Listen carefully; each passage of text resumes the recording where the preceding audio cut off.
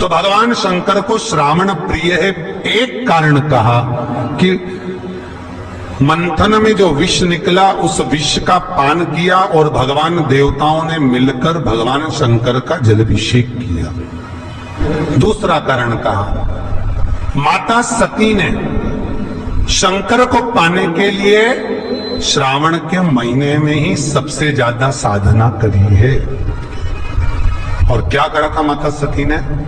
एक बालू का, मिट्टी का शिवलिंग बनाती थी, प्रतिदिन शिवलिंग का निर्माण करती थी और शिवलिंग का निर्माण कर कर उसकी पूजन कर कर अर्चना कर कर उसका विसर्जन करती थी सती माता। और माता सती का नियम था भगवान शंकर को पाने के लिए शिवलिंग का। तो हमारे यहाँ शिव महापुराण में लिखा है कि पार्थिव शिवलिंग का निर्माण होना चाहिए, और पार्थिव शिवलिंग का निर्माण करना है तो उसके लिए भी वर्णन करा गया। ब्राह्मण श्वेत मट्टी के शिवलिंग का निर्माण करे, वैश्य पीली मट्टी के शिवलिंग का निर्माण करे, क्षत्रिय लाल मट्टी के शिवलिंग का निर्माण करे और शूद्र काली मिट्टी के शिवलिंग का निर्माण करे। कितना बड़ा शिवलिंग बनाना चाहिए? अगर हम पार्थिव शिवलिंग का निर्माण कर रहे हैं या हमारे घर में हम कोई मूर्ति रख रहे हैं या हमारे घर में हम कोई मूर्ति को विराजमान कर रहे हैं, तो उस मूर्ति का भाव कितना बड़ा होना चाहिए? तो कहा, जमीन पर अपने हस्त कमल को रखकर अंगूठे को ऊंचा कर कर देख लो, बस इतनी बड़ी मूर्ति घर के अंदर होना चाहिए। चाहे वो लड्डू गोपाल की हो, चाहे वो दुर्गा भवानी की हो, चाहे वो राम जी की हो, शंकर जी की हो, कृष्ण की हो, जिसकी रखना हो, बस इतनी बड़ी मूर्ति घर के अंदर होना चाहिए। क्यों?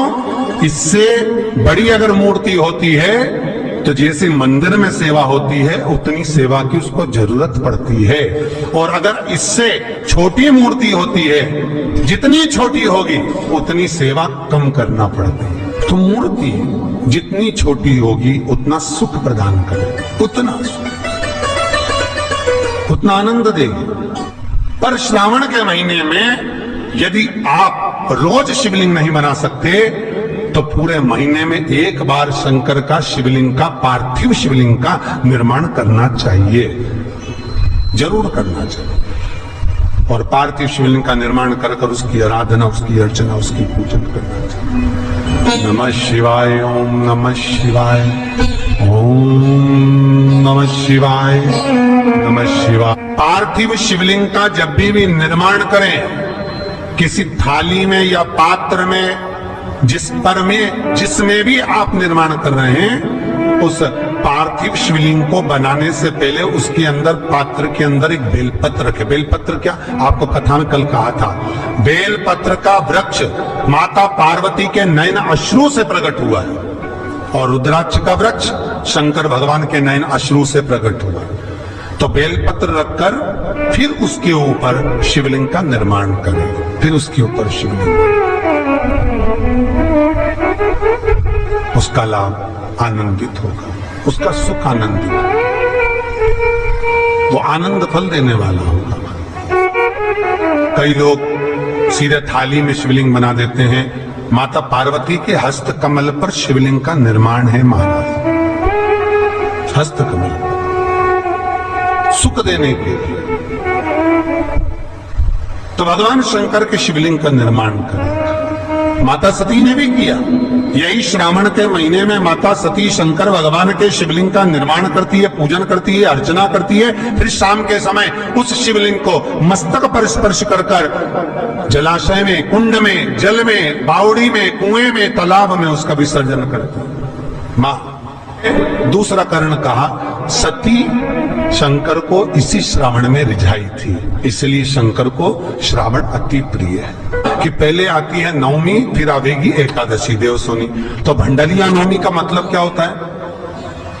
भंडारिया नवमी का स्मरण क्या होता है? अभी आपको कहा था 9 जगह पर बेलपत्र चढ़ती है। भंडारिया नवमी का मतलब यही है कि भगवान विष्णु सोने जाने से पहले नवमी तिथि के दिन 9 बेलपत्र भगवान शंकर को समर्पित कर कर भगवान शिव के मंदिर में बैठकर भगवान शंकर की आराधना कर कर भगवान विष्णु लक्ष्मी जी के साथ अपनी सृष्टि का कार्यभार 4 महीने के लिए शंकर जी को सौंप देते हैं भंडरिया नवमी के दिन। और एकादशी के दिन से देव सोनी एकादशी के दिन जब भगवान सोते हैं उस दिन से भगवान शंकर पूरे कार्यभार को देखते हैं, पूरे कार्यभार को। जब कार्यभार सौंपा गया भगवान शंकर सृष्टि का संचालन करने लगे तब ब्रह्मा और विष्णु ने आकर शंकर जी की आराधना यही श्रावण के महीने में करी थी कि आपने पूरा कार्य अच्छे से संभाला, इसलिए शंकर को श्रावण अति प्रिय है।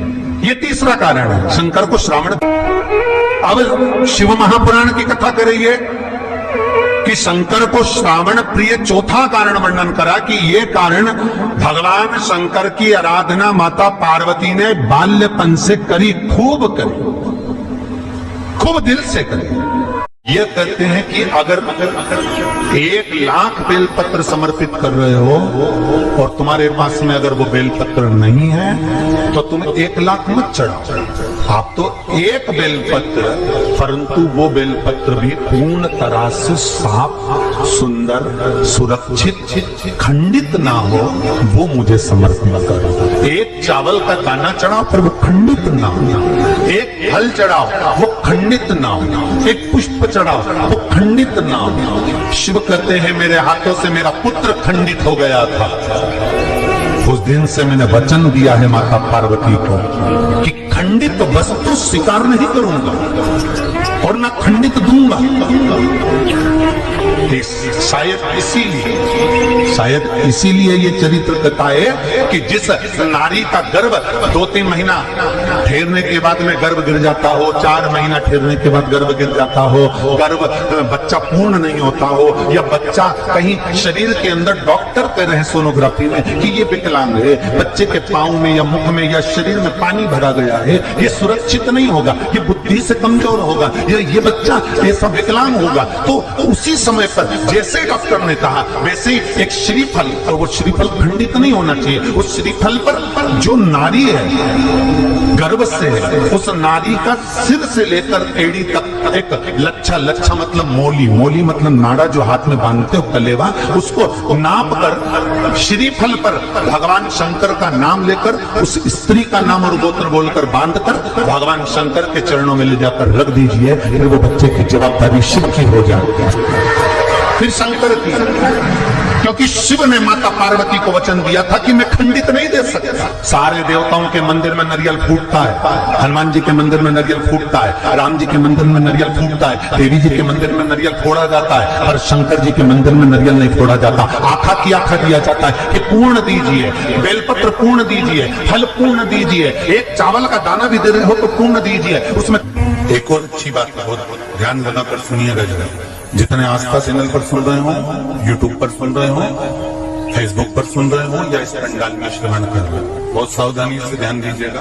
कभी श्रावण महीने में अगर आप शंकर जी के मंदिर में जाएं और शिव मंदिर किसी वृक्ष के नीचे हो, वट वृक्ष के नीचे हो, चाहे पीपल के वृक्ष के नीचे हो, चाहे वो आंवले के वृक्ष के नीचे हो, चाहे वो बेलपत्री के वृक्ष के नीचे हो, चाहे वो शमी के वृक्ष के नीचे हो, चाहे जिस वृक्ष, कोई भी वृक्ष के नीचे अगर कोई शिवालय है, शंकर जी का कोई मंदिर या शंकर जी का कोई शिवलिंग रखा हुआ, तो एक दुर्वा किसी भी श्रावण महीने में तुम जब भी किसी शिवालय में जाए, जिस वृक्ष के नीचे शिवलिंग, उस शिवलिंग पर ये शिवलिंग रखा हुआ है, ये जलाधारी है, जलाधारी पर जहां शिवलिंग रखा हुआ है वहां कटी भाग माता पार्वती जी का हस्तकमल, उसके ऊपर रखा हुआ है शिवलिंग, सामने अशोक सुंदरी और भगवान शंकर के दोनों पुत्र गणेश कार्तिक, ऊपर से जल गिरता है जया, विषहारा, शामलीवारी, द्रौपदी, देव,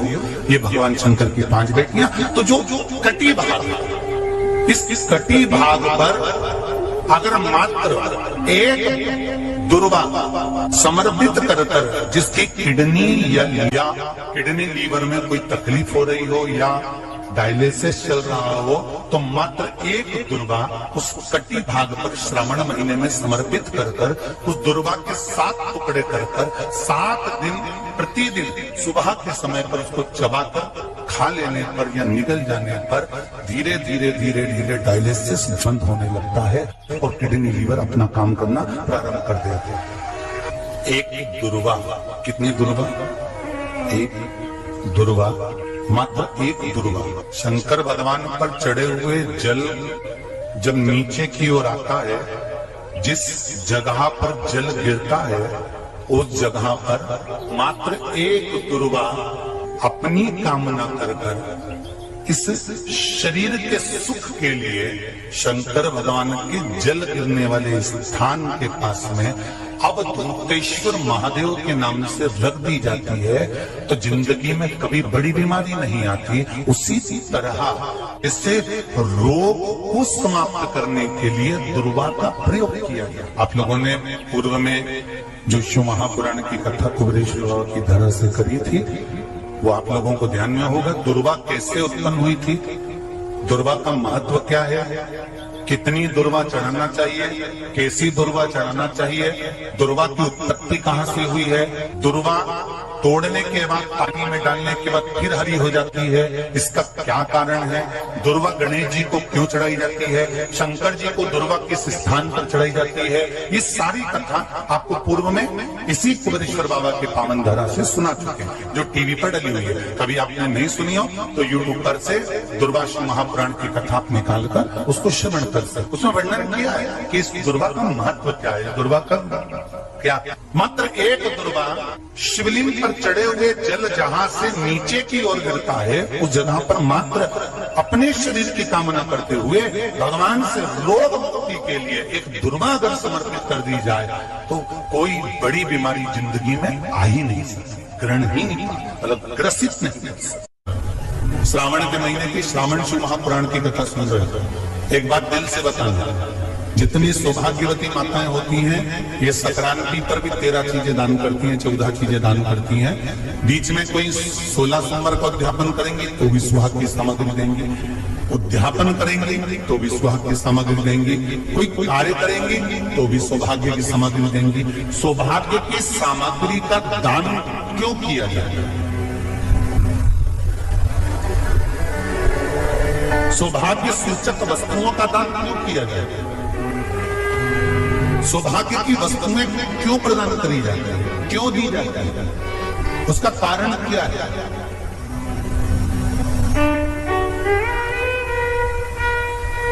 क्यों देते हैं महाराज?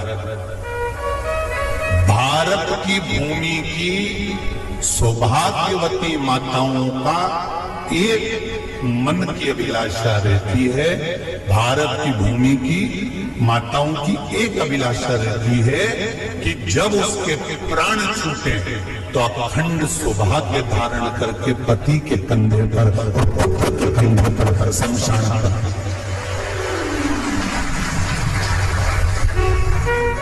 ये भारत की भूमि की माताओं की सोच, उनके मन का संकल्प, उनके मन का भाव।